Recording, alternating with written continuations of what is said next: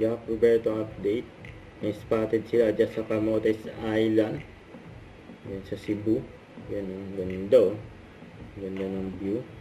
Yung iba pang kasama ni Jack dyan ay stranded eh. Yan si Jack Roberto. And after na Sinulog Festival, yung Grand Parade. Yan, nagpunta sila dyan. Yung gwapo ni Jack oh. Kasama ang Team Wheeltech. Ayun pa si Dominic Roque oh.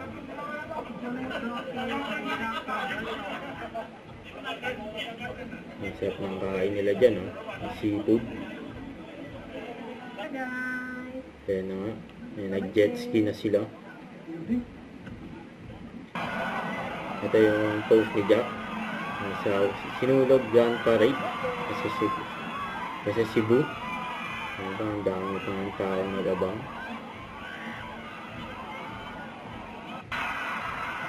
Kasama ang Team Wheeltech. Tatlo. Ayan.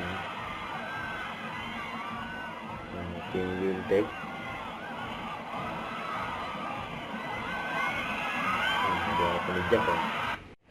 Don't forget to subscribe, click the notification bell for more updates. This is Richard in Action Vlog. Stay tuned for more videos.